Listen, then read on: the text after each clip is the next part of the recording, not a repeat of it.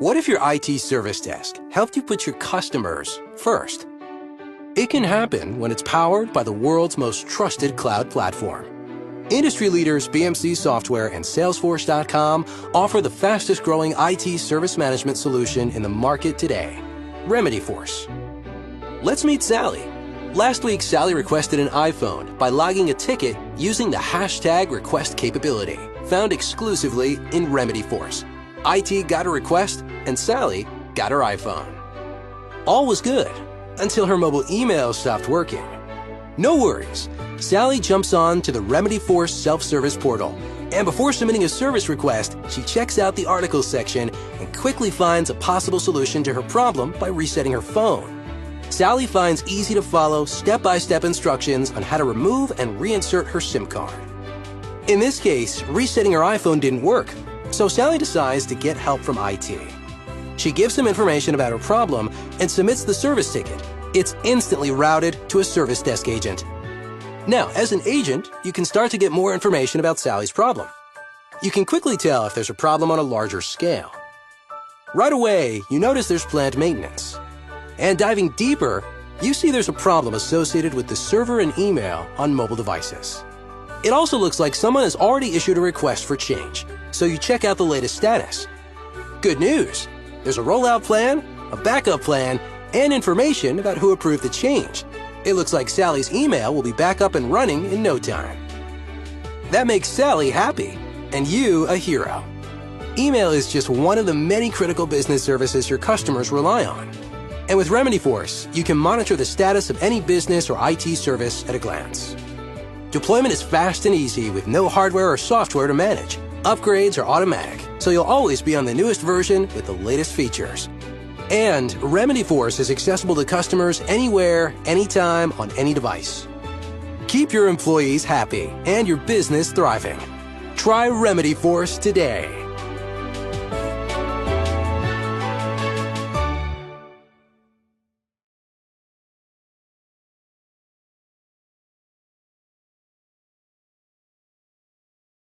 Hi everyone, welcome to tomorrow's Future Today, TFT14's winter sessions.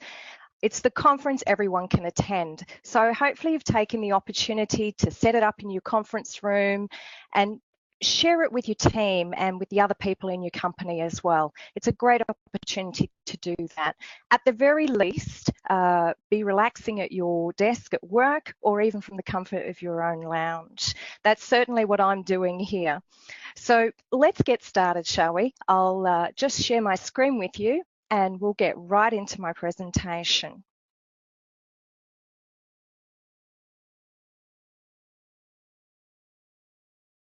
So hopefully that's all up there for you now. I'm Simone Jo Moore. Feel free to check out my career bio on LinkedIn or my website. Suffice it to say, I'm old enough to know and young enough to learn more. The question button as well is in the top left of the presentation there. So of course, any questions as they come up, pop them in. Hopefully we'll have time at the end. And for all tweetable quotes, make sure you use your hashtag TFT14. And my Twitter ID is there for you as well, at Simone Jo Moore. I grew up with a love of stories. It was my escape from many things. I fell in love with tales, poems, and the bardic art of weaving the magic of words that form images in the mind. It also gives me the opportunity, no matter how wildly unbelievable the story, to perhaps turn those images into ideas and then into reality. There has been nothing through my life that has convinced me otherwise, that the ability to engage people this way is nothing short of wondrous. We all have our favourite stories and continue to explore for more. I certainly have my repertoire I like to share while I'm training or consulting. I think the more current the better for experiential engagement. However, the older stories told well or in a new way have just as great an impact. Stay connected and we'll create a little story here together. Just a little of what we'll cover, because this conversation could go on very long evenings in front of a warm fireplace and a smooth shot of golden liqueur. So the reality of perhaps getting sucked in by the jazzy titles and leadership promises, understanding and being able to classify the genre in which you're immersed in your environment, how you can use character and narrative tools to make a difference. And we've seen one already with Rui, who was just on before me with his drawing stories. And ultimately, what is called the Snowflake Method that I found really useful in my leadership journey. It might seem a little old-fashioned in today's digital world, but one of my favorite pastimes remains to walk into a bookstore or a library and just allow my fingertips to run along the spines of the books, feel the voices of all those authors, and anticipate the moment when that one jumps out at me and says, "Thank you, devour me." A bookshelf to me is like having intellectual wallpaper. When I'm involved in a story, I am absolutely hungry for every word within every sentence, paragraph, page, and chapter. I want to be absorbed into the images described and explore every nuance of the environment and characters. I want to learn what happened, why it happened, and understand what that means for me now and in the future. This is also what I look for in the vision, mission, and values of an organization, and not only believe but experience that story to be true. How many of what is considered old sci-fi now become a reality? Having the imagination to dream and engaging enough belief and people in this dream can manifest it. Success is more than a yearning. It's belief in the people and the willingness to take action. My question to you is, how absorbed are you in the story of your work and team? Yesterday, I was fortunate to experience Pink 14 live and watch Colonel Chris Hadfield, commander of the International Space Station, tell his story. His insights into being absorbed in the story of the objective and the team is worth hearing. So do take a look at that. His story activated, engaged the smells, tastes, visuals, and movement of the audience's brains. Does yours do the same? And more importantly, as a leader, does your story do that to your people? Now, just a little background of what's out there. According to my Amazon research, there's quite a few books on leadership and management of people. I wonder how many of those you've actually read. For myself, other than those I needed as part of my formal studies, not many. I mean, who has the time? I'm afraid, except for a few cool ones on my list, like Jean Kim et al.'s The Phoenix Project, I'm more likely to read one of my sci-fi, fantasy, or historical fiction books. These are common words in the titles found on that Amazon list, and it gets a little old hat, the jazzy titles. They tend to run into each other. So it's important you understand what made you choose the book you chose to read. It can start with that title, but within the first few paragraphs, it can really kill the passion quickly. Sometimes you take the effort to get through the first chapter and discover that there are gems. But you could spend multiple lifetimes reading all the books available. So I would ask, as a result of reading them, or the one that you have in your hand or on your bookshelf right now, are you now able to physically demonstrate positive leadership? They say knowledge is power. My take is that knowledge is powerful. So to be an effective leader, you need ideas and resources. Anything that gives you an advantage, and there are some fabulous books on leadership that can help you do just that. Although I'd add the word ethically. When you start to compromise your values, you'll see you and your team's story soon turn to tragedy. So the first 10 that came up on the list engage you. According to the popular list, I'm not purporting that you need to read these, just being curious. When I've asked the question before of who's read any of these, the most often answer is the 5 dysfunctions of a team. I think it's appealing because it goes straight to something we've all experienced and wanted an answer for. How are you going to stand out in a noisy world? The words I've highlighted are simply the ones that stood out to me. It says something about what I've experienced and look to solve. Even more interesting, it almost makes a full paragraph when read together. Every leader needs to know irrefutable laws. A true story of 5 proven steps getting out how to make great leaders. The 5 dysfunctions of a team, a fable, transforming virtual teams using cohesive tools to transform. That's kind of the way I see things when I read the titles sometimes of these particular books. Now, many books say go from being a good manager to being an extraordinary leader. And HBR selected these 10 articles that you should read, and they include things like What Makes an Effective Executive by Peter Drucker, What Makes a Leader, Why Should Anyone Be Led by You, The Crucibles of Leadership, Discovering Your Authentic Leadership, and Praise of the Incomplete Leader. There are others there as well, but HBR selected these. So I'm not saying that they shouldn't be read, but think about what's most important to you and where you're at in your development at this particular moment. They can make a good jumping off point, but I want you to make sure you also take the time and space to enjoy the discovery of who you are as a leader. Find your own rhythm. That's part of what this discovery tour is about.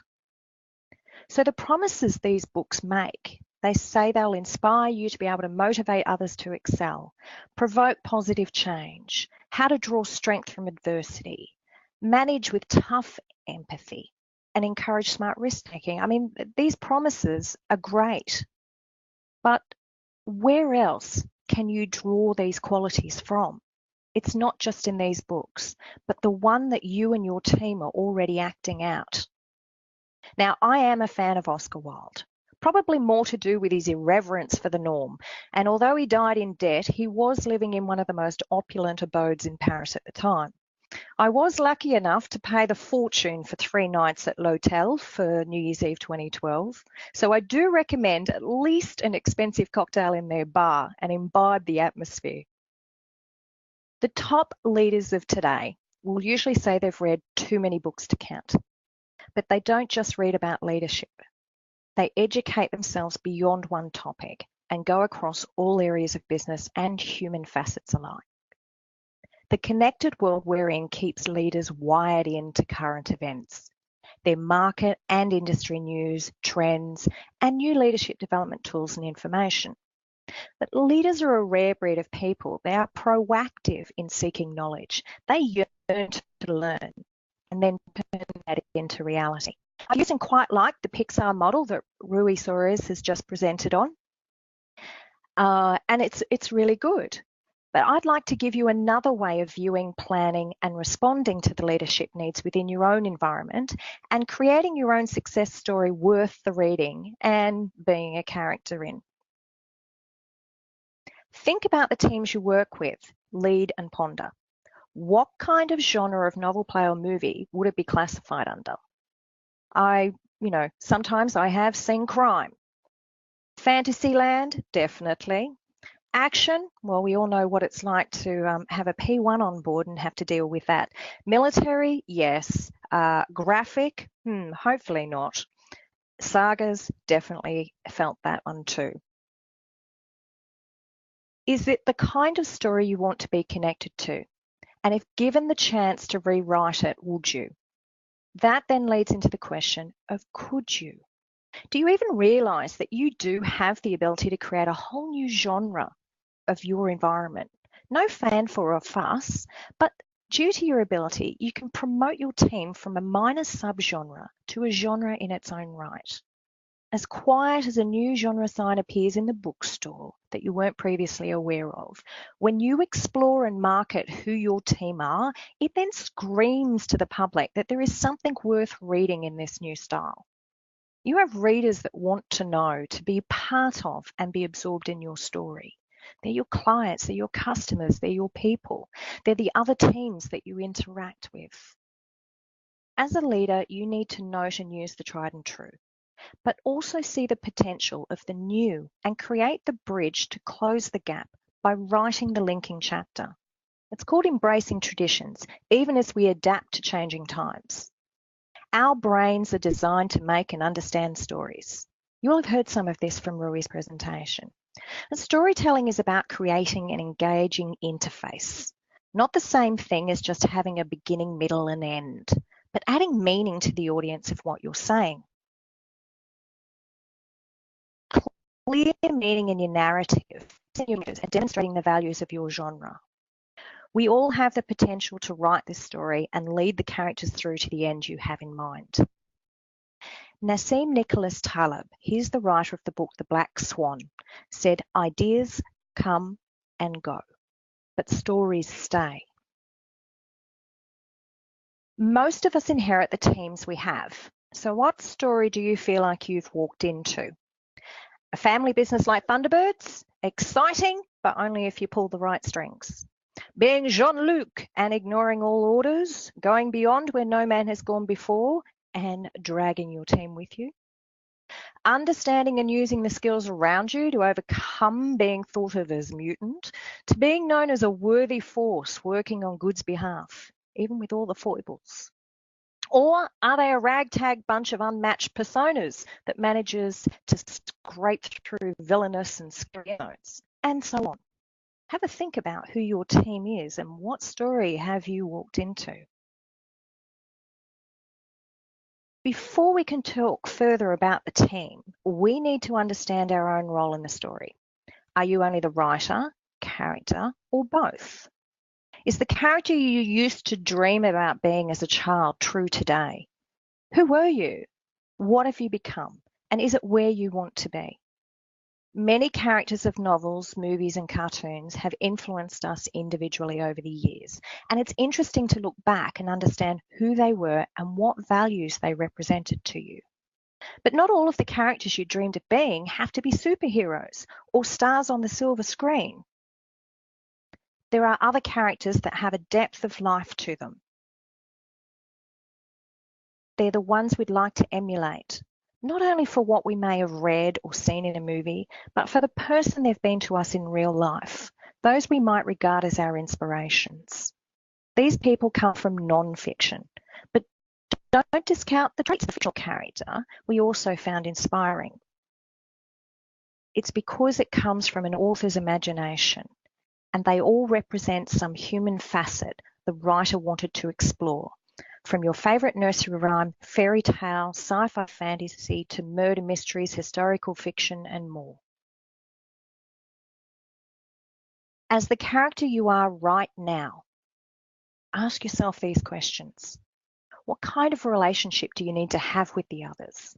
Do you get to change anyone? What kind of story do you tell? How is it going to develop? And of course, what kind of ending will eventuate when you turn the last page? Now, that's a really important last question to ask because this pegs back directly to what your vision is. Understand that last question, what it represents to your team. Because if you are going to change the story, base it on what you learn from them. If you're going to lead relevant, successful teams, then you need to know which parts of your story are doing well and which are not. Colonel Hatfield said he liked the traditional definition of leadership, the art of influencing behaviour to accomplish a mission in the manner defined by the leader. He also went on to add, though, the tricky business is that it takes iterative effort and expertise. Now, in addition to this quote on the screen, Oscar also said, "Man is least himself when he talks in his own person. Give him a mask and he will tell you the truth." I've lost count of how many masks I've worn, and trying to get through those of the teams I've managed, the masks on my peers, bosses, and clients. I use tools like Myers-Briggs, emotional intelligence, and so on. But I found one tool that I use as an inexpensive, simple, yet effective method of getting to the truth of who I am in that space and to understand the different characters around me. Storytelling for change works because it begins far back in your team or your company's awareness. Think of them as actors or characters in narrative and address your story to them. One technique is to use is to create personas around your audience, fictional representations of who you're hoping to build relationships with. In studying the art of character charts, I realised how closely they align with understanding and using the talents and potential of your people at work. But I'm also reminded by Oscar, some cause happiness wherever they go, others whenever they go. Don't be afraid to let some of your characters leave the story. Please bear in mind that this is a writer's tool when we talk about characters chart. And I'm working on doctoring a version for the corporate world because the current one I use contains very personal focus areas like religious and political views. And they're not normally subjects we explore within the work environment. Therefore, when you use the character charts, I strongly recommend that you do it on yourself first and rule out those areas that are not appropriate for your environment. In addition, use the character charts to get to know your team or your boss, your colleagues, from your own perspective first. Then you may wish to have them fill in their own or have a one-to-one session as a part of Get to Know You. Because the chart is so large, I'd also create a short version to use as a team building exercise where each fills in the chart of another and then swaps. Enjoy creating your story. Remember, you may have disasters throughout, but that's never the end. Stephen P. Anderson has a great slide deck on the stories we construct and how it affects human behaviour. Very good to understand and incorporate in your improvement plans how you're going to build your narrative. How are you going to get this change story across of what you're trying to do, how you see it's going to play out. Writing a story, Edward Paddock Morgan once said, American journalist, is the only place in which you can examine a fragile thought without breaking it, or explore an explosive idea without fear it will go off in your face. It's one of the few havens remaining where your mind can get both provocative and have privacy while you do it. So when you're building your narrative, it gives you a safe space to explore and to understand how you want this to pan out. Part of the influences of these narratives you can see on the screen here. The story you're in or are writing will bring all these aspects of character into it. Their moods, their effects, how they see themselves, the social proof they've experienced, their expectations, their memories, their direct experiences, the knowledge that they have. All of these things will play a part. Now, character charting, as we've just talked about, is used within what is known as the Snowflake Method. So let me tell you just a little bit about its creator, Randy Ingemanson. He says, the hard part of life is figuring out who you are. I'm not Sherlock Holmes, I'm not Al Einstein, I'm not Ken Follett. I'm a geeky guy who likes to apply logic and math to the real world and who writes suspense novels about geeky guys and geeky girls. Now, for those of you with large teams, I recommend that you do the Snowflake Method with your team leaders and then have them do one on each of their own teams. Next thing you know, you might even have a best-selling trilogy with movie rights in the offing. You'll be appearing at the next conference awards evening for being not just the best, but the most compelling at what you do. So let's go through it. Now, when you write this one-sentence summary of your team, I want you to remember the Black Swan author's concept. Ideas come and go, but stories stay.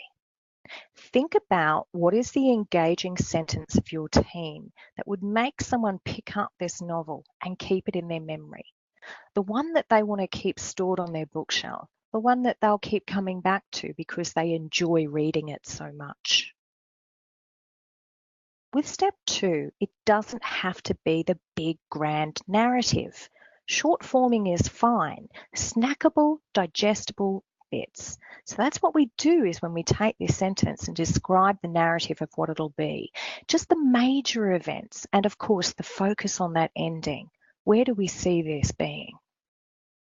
Step 3 is really important. This is where all the character charting will come in. These are the questions that help you start building those charts. Although storytelling is not a new concept, when you write it well, it becomes about them. It becomes character. And when they hear it, they recognize themselves and want to know more because, oh, you're telling the story of me. There will be fundamental character flaws, and they shouldn't be glossed over. They will relate even more to this story because it contains the truth. It's just noise unless you're delivering what and how they want to hear it. In the fourth step, we go back to that summary that we wrote in step 2 and then start expanding each sentence in that into another paragraph. We broaden it out further. And do take time. Expand them so that you have something, well, okay, everything but the last paragraph should end in a disaster. The final paragraph tells how the book ends. Something that I thought was wonderful about Colonel Hadfield's talk yesterday was that they simulate everything that can possibly fail. Because when it succeeds, brilliant. But do you have the characters that are going to be there in place with the right attributes, with the right skill sets that are going to be able to manage any disaster that turns up? The one-page description in step 5 for each of your major characters is also very useful for a summary in their HR performance file. Now, I know this sounds a little strange in terms of saying, well, you know, a character chart that we might put into a file and attach their one-page description. Well, it's really simple because we already do CVs, we already do performance reviews. But one of the important things is really seeing in one page how their role, their character, their strengths, their attributes, as well as where those weaknesses are. And then when you go, whether it's every quarter or 6 months or annually, make sure that you read that performance file before you sit down with them. And then talk about where their character is fitting into the story and where they see their character going. What do they see their character doing? To help you move into step 6, match the one-page description to their learning and development plan. Link it into your overall training program. Make it a real part that you can take action on and that they can be active within. Full character charts are quite in-depth. You've walked in their shoes, you see things from their perspective, you can understand how they may react in a given situation. Simulation games are a very good thing to look at when designing the content of what you might do with your training programs and the roles within the story that you're developing for your environment. The last few steps here are about understanding those situations that have occurred, are occurring, or may occur. Remember, it gives you the chance to explore in a safe space. It doesn't matter if you make mistakes while you're writing this because you can always rewrite another scene. It's your first draft, and then you may write another one. All in all, the full 10 steps is a great way for you to address the content of upcoming strategic and operational plans. We're usually asked to create them, whether it's for the coming year, 2, or even 20 years. Remember, it doesn't have to be as big as War and Peace. Some of the best reads are the ones you can absorb within that hour, day, or week. And when it's such a fantastic story, it's one of those things that you want to, as I said, pick up again. You want to absolutely devour it. Even sometimes with the larger books, I don't know how many of you have done the same, where you might have decided to read a few pages before you go to bed. But you've been so gripped by what's going on that you're quite prepared for your eyeballs to go red and scratchy and nearly fall out of your face, just trying to get through to the end because you're so excited by where it's all going.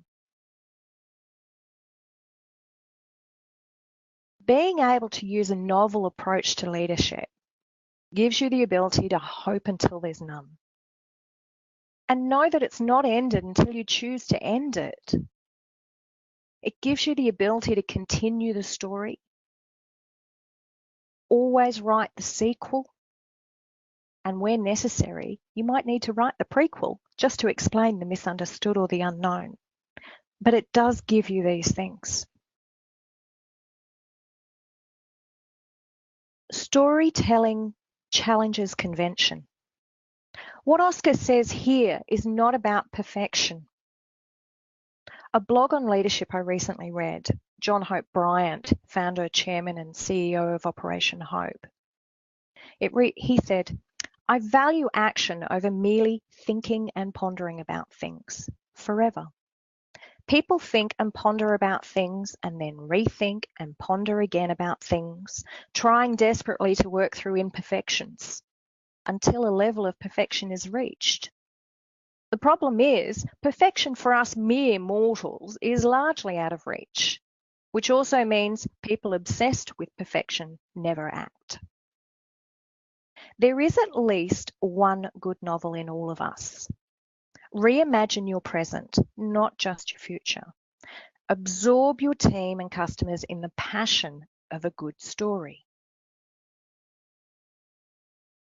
Now, I'm very happy to be able to provide you a copy of the character chart, chat with you about it, and hope that you find it really helpful in allowing you to look at your ITSM or any other story in a different light and write some great success chapters. There's a list of the source material I've used for this presentation and access to those other features we talked about. And the other brilliant thing too is that HDAA, an organisation I've worked with for over 8 years now, is providing 20-minute free virtual mentoring sessions for Australian and New Zealand TFT viewers with me. So no matter which of the TFT presentations you see, by all means, connect and arrange a time, and we can have a chat about what you've learned and how it can make a difference for you on a practical level in your story, and look at how we can apply this method. Thank you so much for voting me in to speak in this conference. Let me know how useful you found the content. And we do have some time up our sleeve, which is fabulous. So I'm going to stop sharing my screen at the moment and head on over to the questions panel. So let's see if we've got anything hot that you guys are wanting to ask me. Let's see what we have here. Wow. Okay. Any synergy between novels and blogging? Thank you, Matt Lawrence, for that. Absolutely. Absolutely. We've often called like Twitter as microblogging. And with that, you'll find that you start to develop stories. I find when I'm actually writing a blog, I still do the same thing as if I was writing a novel. I would still research and pull out all the information I could. I data dump paragraphs of stuff in and links here and bits and pieces there. And as I'm writing the blog, I find that I'm telling the story as I want people to take the journey through what's being read. And in doing that, we can, sometimes we find we've got so much to do with that story that we want to write an offshoot. Not so much having sequels, but sometimes you get another arm of the story that you want to go and explore as well. And that could be something like, for example, the change team or the problem management team. You want to go off and let's explore that avenue or those pathways, or let's get further in depth into what it is they're all about. And sometimes from writing a blog, you end up with white papers, and sometimes I've found that I've even ended up putting that into my planning, strategic planning and tactical planning level. So good question. Another one here. So do you think a great leadership can be learned by your position work, or is it always a personality journey? Look, there's no denying that personality is always going to be involved. And, you know, some people don't want to be in leadership roles. This is the other thing that we need to consider, and why character charts can be very useful. So Daniel Billing, thank you for that question. I had one particular person at work that was very frustrated with their team leader, and gripes and grumbles and, oh, well, I can lead the team better, and, they should be communicating more and this and that. So they were very aggressive in some ways, but telling about what this person should be doing, or if they were in that position. So I actually offered them the chance, and I did put them onto HEI's team leader course, and thought, yeah, great. And they came back, they thought that was brilliant. And while the other team leader was away, gave them the opportunity for that month to actively do the role. In the end, it was, I think, only took about 3 weeks. Came back and had the chat and said, it's not really for me. It's not really what I want to do. It's not where I fit. I'd rather be the technician. I'd rather do this. So I think the character charting works really well. And looking at those roles and the position they're in. They definitely can learn the demonstration, the examples that they get from the people around them. So thank you for that. I can't see any other questions here at the moment. So I've got a couple of more minutes, so if anyone else would like to shoot anything through, by all means do so. And in fact, what I will do is I'm just going to check that Twitter feed and see if there's anything on there that might be of question that anyone needs answered that hasn't used the Bright Talk panel. Okay. Nothing else here to actually go through either. I would certainly like to thank all those involved. Philip Bright Talk, technician, thank you very much for the assistance in making sure that everything's working well and smooth. And of course, to my fellow presenters, really love hearing you. Matt Lawrence, Al, definitely looking forward to yours, and the community management, and of course, you've got some other fabulous things coming up with Rob and Karen Ferris, and you've had some ones previously this morning already. OD Consulting did a great one on virtual teams. So there's some brilliant material. As I mentioned at the beginning, because they are recorded sessions, have a look at the topics that are relevant to you, the topics that are relevant to your story. Stick them up on the big screen in your conference room. Get the roles in the room that it's relevant to, and so that they can hear that these are the stories about them and how they might go about doing things. Lots of good practical content here on TFT. So thank you very much, everyone. And hopefully I will be able to chat with you on our little virtual mentoring sessions. But you can always catch up with me on Twitter, through my website, my email, all there for you. Have a wonderful time. Cheers.